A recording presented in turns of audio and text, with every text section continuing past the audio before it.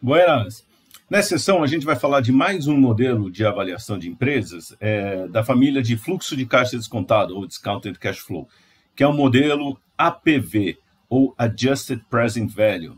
Eu não gosto muito de traduzir, mas tem gente que gosta de falar valor presente ajustado, não quer dizer muita coisa, o nome é APV ou APV, como quiserem. E ele, na verdade, é o seguinte: se usar as mesmas premissas, o valor da empresa calculado pelo APV é o mesmo valor que a gente chega usando o modelo do Free Cash Flow to the Firm, ou fluxo de caixa líquido da empresa. Isso se usar as mesmas premissas. Mas aí alguém pode falar, mas por que eu usaria o APV? A gente usa o APV para situações especiais, principalmente se você está pensando já em fazer alguma transformação naquela empresa. Por isso, por exemplo, alguns setores dentro do mercado financeiro gostam de usar o APV, às vezes nem chamam de APV, mas estão usando APV, que é quebrar em vários blocos os vários efeitos que ocorrem dentro do fluxo de caixa da empresa. E por que se quebra em blocos? É porque você vai trabalhar naqueles blocos. Então, por exemplo, você vai aumentar a alavancagem da empresa, ou seja, vai aumentar o endividamento da empresa e quer que isso seja refletido, ou você quer melhor mensurar esse efeito. Ou você vai fazer alguma transformação nela e quer saber a parte qual é o efeito dentro do fluxo de caixa. Então, se alguém quiser resumir ou entender o APV de uma maneira simples, é basicamente pegar o modelo fluxo de caixa tradicional da empresa e quebrar em vários blocos, ou separar o fluxo de caixa da empresa em vários blocos. Só que você não vai fazer isso usando normalmente a mesma taxa. Então, para cada bloco, você usa taxas de desconto diferentes, ou custo de capital diferente para cada um deles. Essa é uma das ideias do APV também. Então, você fala, olha, eu tenho efeitos diferentes que eu quero mensurar, porque eu vou trabalhar neles, e eu quero usar taxas diferentes, porque eu tenho riscos diferentes dentro dele. Ou eu tenho fontes de capital diferenciadas, e por isso eu quero separar esse efeito. Para isso que se usa normalmente o APV. Por exemplo, o pessoal de Private Equity muitas vezes usa o APV, às vezes nem chama o nome APV, mas usa isso porque eles vão fazer transformações da empresa para pôr em prática uma tese de investimento que eles têm, e aí eles querem mensurar e mostrar o efeito de cada um dos bloquinhos que a gente tem dentro do APV. Então vamos lá, vamos ver como funciona o APV e as principais, vamos dizer, as origens, as raízes dele. Muito bom. Então, tem aqui o nosso esquema tradicional do valor da empresa. E a ideia do APV é justamente pegar, e ele vai mensurar esse valor da empresa. Então, está aqui este valor da empresa. Só que vai quebrar em vários blocos, como eu tinha comentado. Então, o primeiro bloco que o APV trabalha é o que a gente chama valor da empresa sem, aqui eu vou fazer aqui bem grande, sem alavancagem financeira, ou seja, sem endividamento. Ou seja, é como a gente mensurasse o valor da empresa que não tem dívidas, tá certo? Então, a gente mataria esse endividamento aqui. Esse seria o valor da empresa sem alavancagem. Então, vou até colocar aqui um post-it para a gente esconder aqui inicialmente a dívida. Então, a gente vai mensurar primeiro o valor da empresa, que é financiada por 100% equity. Ou seja, só os acionistas financiam essa empresa aqui, as operações dessa empresa. E como que a gente chega nesse valor da empresa sem alavancagem? Bom, para saber o valor da empresa sem alavancagem, eu preciso, e eu estou dentro da família do fluxo de caixa descontado. Então, estamos ali na nossa família do Discounted Cash Flow, família do DCF. Para chegar nesse valor, então, o que eu preciso? Bom, seguinte, eu preciso aqui projetar fluxos de caixa sem alavancagem. E vocês conhecem fluxos de caixa sem alavancagem, porque a gente já discutiu isso em outro vídeo. Está aqui. O Free Cash Flow to the Firm, o FCFF. Então, o fluxo de caixa da empresa, o fluxo caixa líquida da empresa, lembra que a gente comentou até, é um fluxo caixa desalavancado. Por quê? Não tem nada de dívida, não tem pagamento de juros, não tem pagamento de principal da dívida na construção desse fluxo. Então, o FCFF, com toda a construção, pega a receita, tira custo, tira despesa, tira depreciação, amortização, tira o imposto calculado sobre BIT, depois tira os investimentos da forma de CAPEX, soma de volta e depreciação e tira a variação do capital de giro. É um fluxo desalavancado. É o fluxo apropriado para a gente usar aqui para esse primeiro quadrado, que é calcular o valor da empresa sem o efeito da alavancagem. Então, basicamente, eu projeto aqui os FCs, FFs, Free Cash Flow to the Firm, e sigo a mesma estrutura aqui, 2, tal, e assim por diante.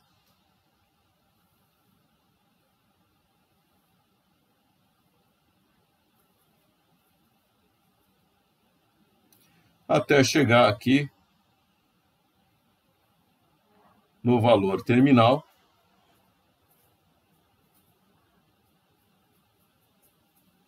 Da mesma forma que a gente faz no modelo de fluxo de caixa da empresa, do FCFF, que eu acabei de mostrar para vocês.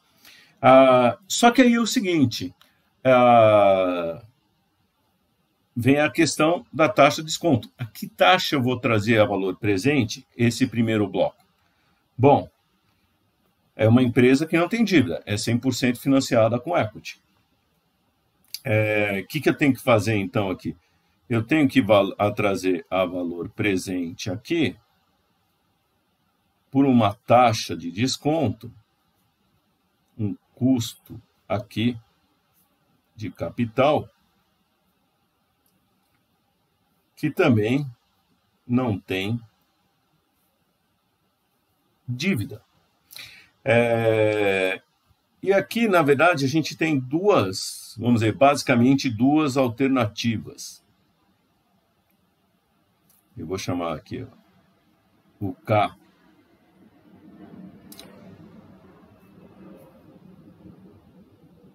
Essa letra K. Uma das alternativas que a gente usa para estimar o K, é a seguinte, usar uma que a gente chama de retorno dos ativos. Então, essa é uma alternativa que a gente tem, que é a taxa de retorno dos ativos. Já vou mostrar como calcula. A outra é usar o custo do equity desalavancado. Então, tem o KE e tem o U aqui. Então, esse é o custo do equity desalavancado. Ou seja, é como se eu fizesse o seguinte, se eu pegasse o modelo, por exemplo, pegar o CAPM e usar aqui, taxa livre de risco, uma taxa risk-free, mais um prêmio de risco de mercado aqui, que eu multiplico, e aí que vem a diferença. Eu vou usar aqui um beta desalavancado. Tá ok? Vou usar esse beta U aqui, que é um beta desalavancado. Esse beta desalavancado, eu calculo, por exemplo, usando a fórmula de Ramada. Mas basicamente, pego o CAPM, aplico ele da maneira tradicional, só que agora eu vou colocar um beta aqui, que é a nossa medida de risco dentro do modelo CAPM, só que desalavancado, ou seja, sem o efeito da alavancagem financeira. Essa é uma alternativa. A outra alternativa aqui é o seguinte: eu pego o custo da dívida e multiplico pela relação dívida sobre dívida mais o equity, e somo isso com o custo do equity vezes o equity sobre dívida mais equity. Essa é uma fórmula que a gente chama de taxa de retorno dos ativos, taxa de retorno esperada dos ativos. Que seria aqui basicamente falar o seguinte: olha, vejo cada uma das fontes de financiamento que tem na empresa, credores e sócios, vejo quanto cada um deles quer de retorno e pondero por quanto cada um deles participa do capital para financiar esses ativos. Essa é a ideia. Aqui não coloca nenhum efeito de tax shield, porque justamente o efeito tax shield a gente vai agregar aqui depois, vai colocar parte. Então essa é outra alternativa que existe para calcular essa taxa de retorno ou taxa de desconto para chegar no valor da empresa sem alavancagem. No APV, na verdade, o que o APV fala é o seguinte: olha, traz a valor presente os fluxos por uma taxa de desconto que seja apropriada.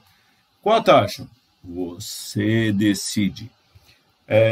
E aí tem algumas alternativas de alguns ativos, algumas pesquisas feitas ou propostas que são justamente chegar por um lado ou por outro.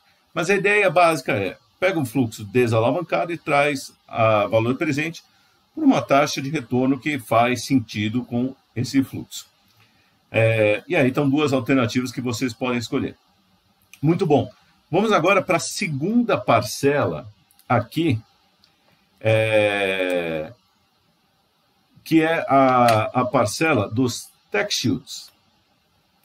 Ou, o que acontece? Agora, eu vou ter a outra parcela aqui, que eu vou chamar do efeito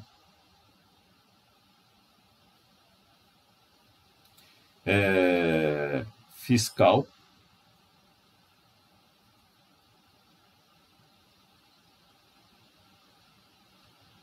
dos juros, que a gente também conhece com o nome de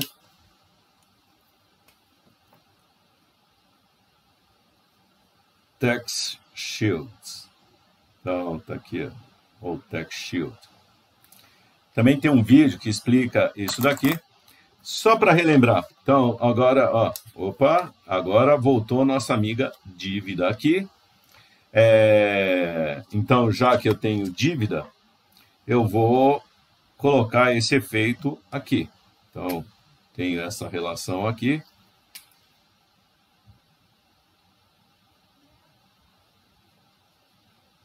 Por ter dívida onerosa, que paga juros, eu tenho esse efeito. E aí, relembrando, o que é o tax shield? Tax shield é aquele benefício fiscal que eu tenho, aquela economia de imposto que eu tenho, quando eu pago juros. Então, quando eu tenho uma empresa com dívida, eu pago juros para os credores. Esses juros eu abato da base de cálculo do imposto, sobra menos, mas beleza, eu estou remunerando os credores, sobrou menos aqui para os sócios, mas também vai pagar menos imposto. E essa E veja, isso não é ruim, na verdade, porque o acionista, é o que a gente discutiu no vídeo sobre isso, o acionista investiu menos porque captou dinheiro e, na verdade, ele vai ganhar mais, relativamente. Por quê? Porque ele investiu menos e ele que vai embolsar a economia de imposto. Então, nesse caso aqui, a gente paga 10 para os credores, 63 para os acionistas, onde a empresa era 100% financiada pelo acionista, a gente pagava só 70. Então, aqui a gente está pagando 73 para os investidores, aqui só está pagando 70. Então, o TechShield está criando valor. E esta criação de valor que a gente vai incorporar. O cálculo do TechShield é simples, é pegar os juros pagos vezes a alíquota do imposto de renda, ou o valor de mercado da dívida vezes o custo da dívida vezes a alíquota de imposto. Então, é isso que a gente vai fazer aqui. Esse efeito fiscal, eu vou também trazer a valor presente. Então, eu vou vir para cá. E também um valor esperado. Então, aqui, o valor esperado aqui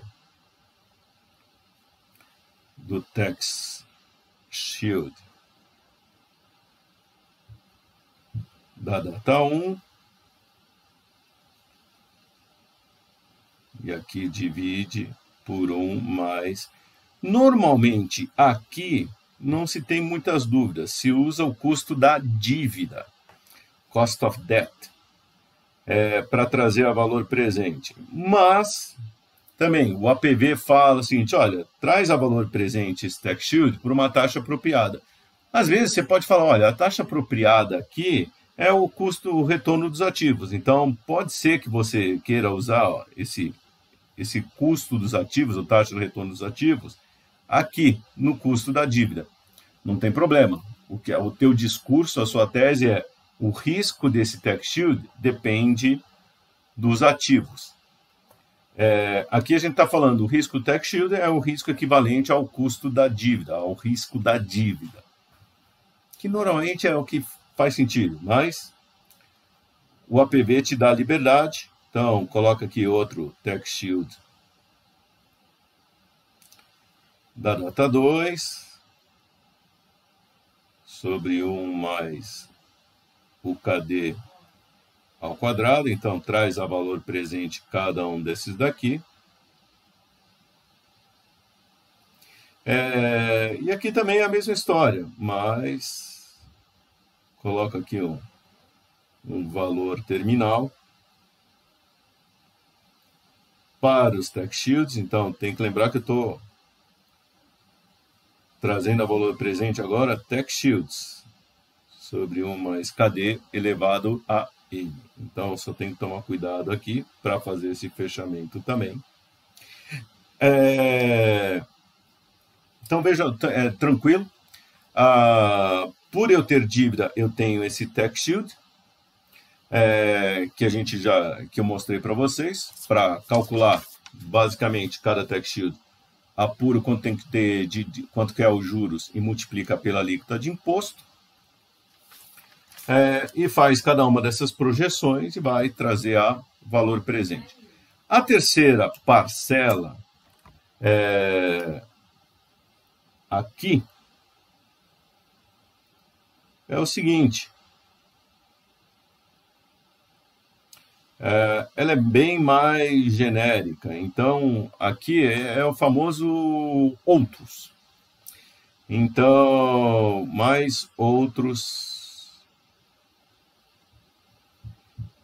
efeitos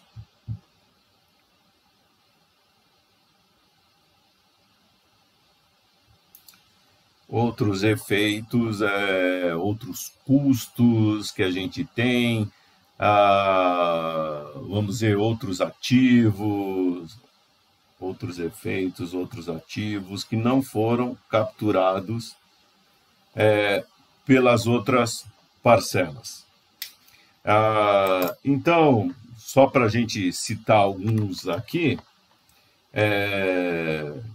eu tenho, por exemplo, eu posso colocar efeito de de hedge que a gente fez, eu posso colocar efeito de subsídios, que a gente pode ter porventura. Um outro que é comum quando a gente tem dívida é o chamado custo de falência.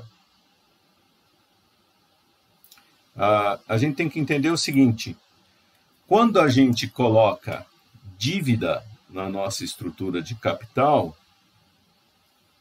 o que acontece? A gente gera esse benefício fiscal, que é o tax shield, que é você deduzir da base de cálculo de imposto o que a gente paga para os credores, para os juros.